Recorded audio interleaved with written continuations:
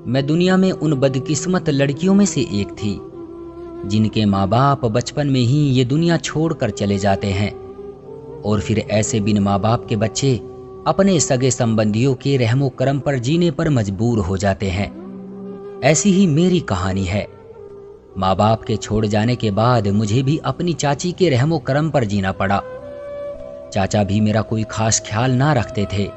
हाँ, कभी कभी थोड़ा बहुत मेरे बारे में सोचते तो थे, लेकिन अपनी बेटियों को मुझसे ज़्यादा मोहब्बत करते थे। मगर शायद चाचा की जिंदगी भी ज़्यादा नहीं थी, इसलिए वो भी जल्द ही हमें छोड़कर चले गए। उनका दुनिया से जाना था कि चाची ने अपना असल रंग दिखाना शुरू कर दिया। पहले तो वो मुझ पर चाचा की खातिर थोड़ा बहुत रहम कर भी लेती थी, लेकिन अब वो भी खत्म हो गया था और उन्होंने मुझ पर जुल्म के पहाड़ तोड़ने शुरू कर दिए। घर की नौकरानी को निकालकर घर की सारी जिम्मेदारी मेरे सर डाल दी। मेरी उम्र उस वक्त सिर्फ 18 साल थी। मैं एक बेसहारा तो हो ही चुकी थी। जैसा चाची ने कहा मैंने वैसा ही किया। चाचा के जाने के कुछ साल बाद ही चाची के घर के हालात खराब होने लगे। घर में पैसों की किल्लत होने लगी, यहाँ तक कि चाची को मैं घर में बहुत भारी दिखने लगी। चाची मुझे बात बात पर ताना देती कि मनहूस, तेरी वजह से हमारे घर में भूखे मरने की नौबत आ चुकी है। पहले अपने माँ बाप को निगल गई और फिर मेरे पति को। खैर, वक्त की मारी मैं कर भी क्या सकती थी। वक्त गुजरने के साथ साथ मैं जवानी की दहलीज पर कदम रख चुकी थी। तभी एक रिश्ता कराने वाले ने मेरी चाची को एक रिश्ता बताया और लड़के वालों से भारी भरकम रकम दिलवाने का वादा किया और किसी भी तरह के दहेज की भी कोई डिमांड न रखी। चाची को तो जैसे तिनके का सहारा मिल चुका था। उन्होंने ज्यादा सोचे समझे बिना ही मेरा रिश्ता उस लड़के के साथ तय कर दिया। चटमंगनी पट ब्याह हो गया। मेरे कपड़े तलक भी उन लोगों ने ही बनवा कर दिए। तो मैं बहुत खुश हुई कि मुझे इतना अच्छा ससुराल मिला है जिनकी कोई डिमांड भी नहीं है। लेकिन शादी की पहली ही रात मेरी सारी खुशी हवा हो गई जब मुझे मेरे पति के बारे में ऐसी हकीकत मालूम हुई जिसे सुनकर मेरे सर पर आसमान टूट पड़ा। मैं दुल्हन के रूप में सजी संवरी बैठी थी और अपने पति का इंतजार कर रही थी। थोड़ी देर बाद राम कमरे में दाखिल हुए। मेरा चेहरा झुका हुआ था। वो मेरे करीब आकर बैठ गए, लेकिन मुझे ना जाने क्यों किसी अनहोनी का एहसास हुआ। उन्होंने मुझसे सवाल किया, मैं देखने में कैसी हूं? तो मैंने हैरत से उनकी तरफ देखा। मैंने कहा कि खुद ही घूंघट उठाकर देख लें कि मैं कैसी हूं। तो वो हंसने लगा। मुझे उनका इस तरह हंसना समझ नहीं आया। वो क्यों हंस रहे थे और क्यों मेरा घूंघट नहीं उठा रहे थे? मैंने खुद ही अपना घूंघट पलटकर उन्हें देखा तो सामने देख रहे थे, मेरी तरफ देख ही नहीं रहे थे। तो मेरा दिल टूट गया। मैंने उनसे कहा कि आप मुझसे नाराज हैं या आप इस शादी से खुश ही नहीं हैं जो आप मुझे देख ही नहीं रहे। वो फिर से हंसने लगे। मुझे उनके व्यवहार में कुछ अजीब सा महसूस हो रहा था। मैं समझ नहीं पा रही थी कि वो इस तरह से क्यों हंस रहे हैं।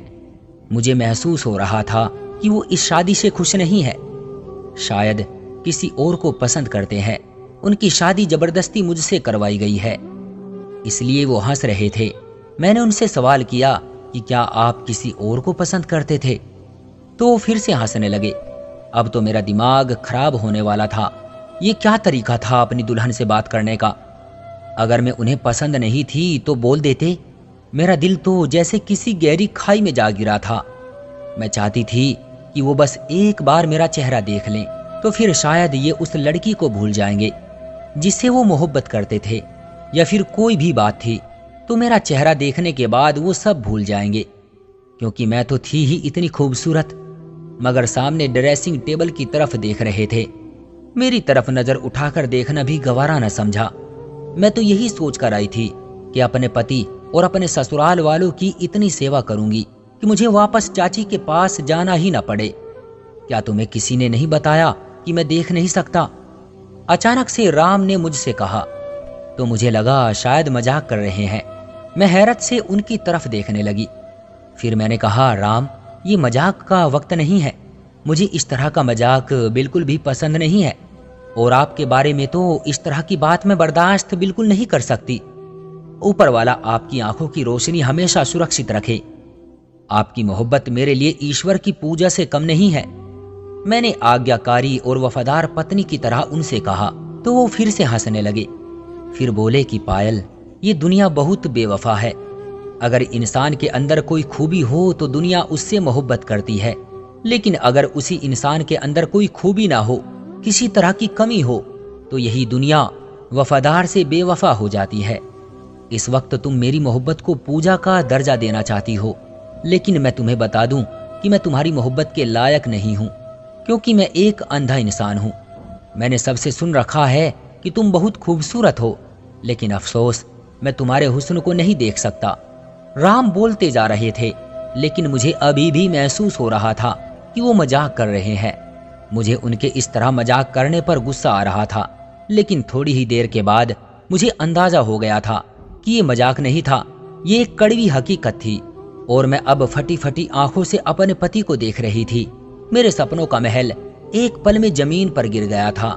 मैं क्या सोचकर यहाँ आई थी, और जिस इंसान के आसरे पर आई थी वो इंसान तो देख ही नहीं सकता था, और जो देख ही नहीं सकता वो मेरा सहारा कैसे बन सकता है। उसे तो खुद चलने के लिए सहारे की जरूरत थी। मेरे साथ धोखा हुआ था, और ये धोखा मेरी चाची और मेरे ससुराल वालों ने मुझे दिया था। मेरा गुस्से से बुरा हाल हो गया। मैं एकदम से खड़ी हो गई। आप लोगों को शर्म नहीं आई एक गरीब बेसहारा लड़की के साथ इतना बड़ा धोखा करते हुए? मैंने उनसे गुस्से से कहा तो राम बोले कि तुम्हारी चाची को पता था कि मैं देख नहीं सकता हूँ, क्या उन्होंने तुम्हें नहीं बताया? इसमें हमारा कसूर नहीं है। तुम्हारे साथ धोखा मैंने नहीं किया, तुम्हारी चाची ने किया है। उन्होंने हमसे ये कहा था कि उन्होंने तुम्हें बता दिया है कि मैं देख नहीं सकता और तुम राजी हो। राम ने जब इतना कहा तो मुझे गुस्सा आ गया। मैंने कहा, क्या मैं राजी हो सकती हूँ एक ऐसे इंसान से शादी करने पर जो देख ही नहीं सकता? भगवान, अब मैं कहाँ जाऊं? मैं तो अपनी सारी किश्तियां जलाकर यहाँ आई थी। अब मेरे पास वापस जाने का कोई रास्ता नहीं है। मैंने यही सोचा था कि उस नर्क में दोबारा नहीं जाऊंगी। अब मैं कहाँ जाऊं? मैं जोर जोर से कहते हुए रोने लगी। राम चुपचाप अपने बिस्तर पर जाकर सो गए। उन्होंने ज्यादा मुझसे कोई बात नहीं की और वो जल्द ही नींद की आगोश में चले गए, और मैं हैरान परेशान जागती रही। रात के न जाने कौन से पहर मेरी आंख लग गई, मुझे पता ही नहीं चला। मेरी आंख खुली तो राम सो रहे थे। मेरे जागने की आवाज पर वो भी जाग गए थे। उन्होंने सहारा तलाश किया, लेकिन मैं इतनी गुस्से में थी कि मैंने उन्हें सहारा देना भी जरूरी नहीं समझा कि मुझसे पहले भी तो ये अपने काम करते थे। ये कमरा उनका था। अंदाजे से दीवारों को पकड़ पकड़ कर वॉशरूम चले गए। फिर थोड़ी देर बाद बाहर निकले। मैंने उनसे कोई बात नहीं की। उन्होंने मुझे पुकारा, पायल, क्या तुम यहीं हो? मैं कमरे में ही मौजूद थी, मगर मैंने उनकी बात का कोई जवाब नहीं दिया। मेरा मन इतना खराब हो चुका था कि जिसकी कोई हद नहीं थी। 20 साल की खूबसूरत लड़की थी जिस पर यह जुल्म हुआ था। मेरी हालत का अंदाजा लगाना दूसरों के लिए मुश्किल था। जूता पांव में कहाँ तकलीफ देता है ये जूता पहनने वाला ही जानता है, और कोई नहीं। मुझे भी तकलीफ हो रही थी, और अपनी तकलीफ सिर्फ मैं ही जानती थी। दिन गुजरते रहे, मेरा ससुराल में दिल ना लगता भी तो कैसे? जिसके सहारे पर मैं यहाँ आई थी वो तो किसी काम का नहीं था।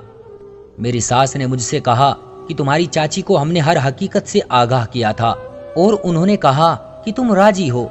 इंसानी हमदर्दी की खातिर राम से शादी करना चाहती थी, और मुझे वारिस चाहिए था। हाँ, अब तुम मुझे वारिस दोगी। अपनी सास से बात करने के बाद मुझे एहसास हो गया था कि मेरे ससुराल वालों की कोई गलती नहीं थी।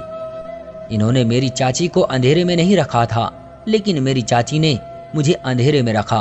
तो क्या जरूरत थी आपको अपने अंधे बेटे की शादी करने की?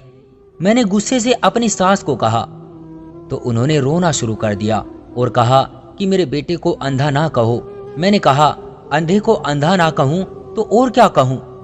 मैं ऐसी पत्थर दिल और बदतमीज लड़की हरगिज नहीं थी, लेकिन हालात ने मुझे पत्थर दिल और बदतमीज बना दिया था। पहले तो चाची के व्यवहार ने मुझे पत्थर दिल बना दिया, और अब शादी के बाद मिलने वाले इस धोखे ने मुझे बदतमीज बना दिया था। दूसरों के जज्बात की मुझे कोई फिक्र नहीं थी। मेरे जज्बात चकनाचूर हो गए थे। मैं बहुत बुरे तरीके से टूट गई, और मुझे संभालने वाला भी कोई नहीं था। मेरी समझ नहीं आ रहा था कि मैं क्या करूं। फिर भी मैंने बहुत कोशिश की थी यहाँ दिल लगाने की। लेकिन मेरा दिल नहीं लगता था। मैं चाहती थी कि मेरे हुस्न को सराहा जाए, मेरी तारीफ की जाए, मुझे मेरा हक मिले। अब मैं हर वक्त रोती रहती थी। राम बंद कमरे में मेरी सिसकियां सुनते थे, मुझे चुप कराने की कोशिश करते थे। न जाने मुझे क्या हो गया था। इसी बीच राम ने कहा कि वो शहर से कहीं दूर जा रहे हैं और वापसी पर उन्हें देर हो जाएगी। ड्राइवर के साथ जाते और ड्राइवर के साथ ही वापस आते थे। वो चले गए तो मैंने सुकून का सांस लिया। मैं काम वगैरह भी कुछ नहीं कर रही थी क्योंकि मुझे बहुत गुस्सा था। सारा काम नौकरानी करती थी। यहाँ पर हर तरह की सहूलियत थी, किसी चीज की कोई कमी नहीं थी। अगर नहीं थी तो सिर्फ मेरे दिल की खुशी नहीं थी। आधी रात को प्यास की शिद्दत से मेरी आंख खुली। मैं उठकर किचन में आई और पानी पीने लगी कि अचानक पीछे से किसी ने मेरे मुंह पर हाथ रख दिया ताकि मैं चीख न सकूं। तुम बहुत खूबसूरत हो। मैंने जब से तुम्हारे हुस्न को देखा है तब से तुम्हारा दीवाना हो गया हूँ। आज तुम्हारा पति घर पर नहीं है, हालांकि वो देख नहीं सकता, लेकिन फिर भी मैं उसकी गैर मौजूदगी में आना चाहता था ताकि तुमसे खुलकर अपनी मोहब्बत का इजहार कर सकूं। मैं तुम्हें बता दूं, मैं तुम्हारे पड़ोस में रहता हूं और रोजाना अपने कमरे की खिड़की से तुम्हें बालकनी में खड़े देखता हूं। मुझे बहुत अफसोस है, तुम जैसी हसीन लड़की की शादी ऐसे इंसान से हो गई जो तुम्हारा हुस्न भी नहीं देख सकता। वो मेरे कान के करीब आहिस्ता आहिस्ता बोलते जा रहा था। मैंने आंखें घुमाकर देखा तो उसने नकाब पहना हुआ था, सिर्फ उसकी आंखें दिख रही थी। मैं किस्मत और हालात की मारी लड़की थी। जब किसी और के मुंह से अपने लिए तारीफ सुनी तो मुझे अच्छा लगा, बजाय उसके कि मैं उसकी बातों पर गुस्सा करती। मुझे उसकी बातें बहुत अच्छी लगी और मैं ऐसी बातें ही तो सुनना चाहती थी जो मेरे हुस्न को सराहे। मैंने उससे इशारों में कहा कि मुझे बोलने दो। उसने मेरे मुंह से हाथ हटा लिया। मैंने पूछा कि तुम कौन हो, तो उसने बताया कि मैं तुमसे मोहब्बत करता हूँ और रोजाना तुम्हें अपनी छत से देखता हूँ। फिर मैंने उससे कहा कि तुम यहाँ से चले जाओ, मेरा पति आ जाएगा। तो उसने कहा कि मुझे तुम्हारे पति की खबर है, वो कल सुबह ही आएगा। लेकिन फिर भी मुझे अपनी सास का डर था। इस रात तो मैंने उसे भगा दिया, लेकिन अब जब भी राम काम से कहीं बाहर जाते थे तो वो आ जाता था। न जाने उसने कौन सा रास्ता बनाया हुआ था कि उसे कोई आते हुए देखता ही नहीं था। पहले वो किचन में आ जाता था और अब मेरे कमरे की खिड़की से कूदकर मेरे कमरे में ही आ जाता था और हम दोनों सारी रात बातें करते रहते थे। वो मेरे हुस्न की तारीफ करता रहता और मैं सुनती रहती थी और मुझे बहुत अच्छा महसूस होता था, लेकिन वो हमेशा अपना चेहरा छुपा कर ही रखता था। मैंने उससे कई बार कहा कि नकाब हटाकर मुझे अपना चेहरा दिखाएं, लेकिन उसने कहा कि वक्त आने पर दिखाऊंगा। आंखें बहुत हसीन थी। उसकी आंखों से अंदाजा हो रहा था कि वो कितना खूबसूरत है और उसकी आंखों से भी ज्यादा उसकी बातें अच्छी थी, यानी कि वो बातें करने में माहिर था। मुझे उसकी मोहब्बत भरी बातों की आदत सी हो गई थी। वो सारा सारा दिन फोन करके भी मुझसे मोहब्बत भरी बातें करता था। मेरी जिंदगी में मुझे जिस चीज की कमी थी अब वो मुझे मिल रही थी, लेकिन एक गैर मर्द से। जो मेरा पति था वो तो मेरी तारीफ नहीं कर सकता था। काफी साल तक ये सिलसिला चलता रहा और वो राम की गैर मौजूदगी में आता रहा और हम बातें करते, लेकिन कभी भी हमने गलत हरकत नहीं की थी। मेरी अक्ल पर तो जैसे किसी ने पर्दा डाल दिया था। मुझे ये डर भी नहीं था कि कोई अजनबी आदमी मेरे कमरे तक आ जाता है और वो कुछ गलत भी कर सकता है। किसी अजनबी पर भरोसा करना किस कदर खतरे का काम था। मेरे पति तो सिर्फ आंखों से अंधे थे, लेकिन मेरा तो दिल भी अंधा हो चुका था। मेरी आत्मा सब कुछ अंधी हो चुकी थी। मैं क्या कर रही हूँ मुझे नजर नहीं आ रहा था कि मैं कितना गलत कर रही थी। मुझे एहसास तक नहीं था, लेकिन मैं ये सब क्यों कर रही थी मैंने कभी खुद से सवाल नहीं किया। एक रात हम बातें कर रहे थे कि तभी राम का मैसेज आया, वो पहुंचने वाला है। तो मैं हैरान हो गई कि वो अचानक से कैसे आ गया। मैंने उससे कहा कि वो कहीं छुप जाए, क्योंकि राम की गाड़ी की आवाज आ रही थी और वो मेन गेट से अंदर आ चुका था। उसने कहा कि मुझे छुपने की क्या जरूरत है, तुम्हारा पति तो देख ही नहीं सकता। ये सोचकर मुझे भी हंसी आ गई। मैंने कहा, वाकई जब वो देख ही नहीं सकता है तो क्या जरूरत है। फिर उसने कहा कि मैं जा रहा हूँ और वो चला गया। थोड़ी देर बाद राम भी आ गए। मैंने कोई बात नहीं की और मैं सोने के लिए लेट गई। मैंने लाइट ऑफ की और आंखें बंद करके सोने की कोशिश करने लगी, लेकिन मैंने महसूस किया राम सोए नहीं थे, वो बैठे हुए थे। फिर अचानक से बोल पड़े, पायल तुम्हें पता है कि मेरे पापा भी अंधे थे और मेरी माँ भी तुम्हारी तरह बेहद हसीन थी। खानदान वालों के दबाव में आकर मेरी माँ ने मेरे पापा से शादी तो कर ली थी, लेकिन उनके अंदर एक वीरानी सी हमेशा रही और उन्हें एक अंधे इंसान के साथ जिंदगी गुजारना बहुत मुश्किल लग रहा था। मैं पैदा हुआ तो अपना दिल मुझ में लगा लिया, फिर उनका दिल मुझसे भी उठ गया और फिर उन्होंने अपना दिल कहीं और लगा लिया। पापा की गैर मौजूदगी में रोजाना एक आदमी हमारे घर आता और मेरी माँ उससे बातें करती रहती थी और मैं सुनता था मगर कुछ कहता नहीं था। जैसे ही राम ने ये शब्द कहे तो मेरी तो जैसे जान निकल गई। ये तो मेरी ही कहानी थी जो मुझे सुनाई जा रही थी, यानी कि मेरी सास के साथ भी यही जुल्म हुआ था और मेरी सास ने वही जुल्म मेरे साथ दोहराया। न जाने क्यों मुझे एहसास हुआ कि मेरी सास ने अपनी तकलीफों का बदला मुझसे लिया है। राम ने फिर से बोलना शुरू किया। मेरा बचपन खत्म हो गया और फिर मेरी जवानी आ गई। वो आदमी पता नहीं कहाँ चला गया था और फिर मेरे पापा ये दुनिया छोड़कर चले गए। उसके बाद मैं और मेरी माँ अकेले रह गए। सारी जिंदगी मेरे पापा को ये पता न चल सका कि उनकी गैर मौजूदगी में कोई उनके घर आता है, उनकी पत्नी से बातें करता है। फिर मेरी माँ इतनी ढीठ बन गई थी कि उन्हें मेरे पापा की मौजूदगी और गैर मौजूदगी से कोई फर्क नहीं पड़ता था। मेरे पापा के सामने ही वो आदमी हमारे घर आता था और मेरी माँ उसे दूसरे कमरे में ले जाती। उनकी बातों की आवाजें मुझे आती थी क्योंकि मेरा कमरा मम्मी के पास वाला था। मुझे अपने पापा के लिए बहुत दुख होता था। मैंने उन्हें कुछ नहीं बताया। तुम जानती हो, मैं पैदाइशी अंधा नहीं था। मैं बचपन में देख सकता था। मैं अपनी आंखों से अपनी माँ की हरकत देखता रहता था। आहिस्ता आहिस्ता मेरी आंखों की रोशनी जाती रही क्योंकि ये अंधापन मेरे माँ बाप की तरफ से मुझे विरासत में मिला था। मैं लड़कपन को पहुंचा तो मैं बिल्कुल अंधा हो चुका था और मुझे इस बात पर कोई गम नहीं था। मुझे तो खुशी थी कि मैं अब देख नहीं सकता कि मेरी माँ क्या करती है। फिर मुझे एहसास हुआ कि मुझे ये सब नहीं करना चाहिए। मुझे दूसरों की खातिर अपनी जिंदगी बर्बाद नहीं करनी चाहिए। इसलिए मैंने अपना इलाज शुरू किया। और पायल, शादी की रात जब पहली बार मैंने तुम्हें देखा तो मैं तुम्हारे हुस्न को देखकर हैरान हो गया। ये कहते कहते वो खामोश हो गए और उनकी बात सुनकर मैं हैरान हो गई।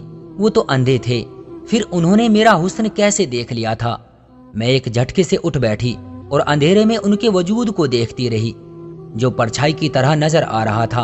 आपने कैसे मुझे महसूस किया? आप तो देख नहीं सकते। मेरा दिल टूट गया था। वो क्या कह रहे थे? वो देख सकते थे या फिर ये भी कोई मजाक था जो मेरे साथ हो रहा था? मैंने लड़कपन के बाद अपनी आंखों का इलाज शुरू किया। मेरी आंखें ज्यादा खराब नहीं थी। थोड़े से इलाज में ही ऑपरेशन के जरिए मेरी आंखों की रोशनी वापस आ गई थी। और उसी वक्त मेरी माँ ने मेरी शादी का फैसला किया और मैंने खामोशी से उनका फैसला स्वीकार कर लिया। तुम्हारी तस्वीर मुझे मेरी माँ ने नहीं दिखाई क्योंकि वो मुझे अब तक अंधा समझती थी और मैंने उनसे कुछ कहा भी नहीं। मेरा दिल तो उनसे उठ चुका था। जब हमारी शादी हुई तो मैं देख सकता था और मैंने तुम्हें देखा था, लेकिन मैं ये देखना चाहता था कि तुम किस तरह की पत्नी साबित होती हो, बेवफा हो या मेरे अंधेपन का सुनकर मेरा सहारा बनती हो। लेकिन मुझे तुम्हारे व्यवहार देखकर बहुत अफसोस हुआ और मैंने तुम्हें छोड़ने का फैसला कर लिया था।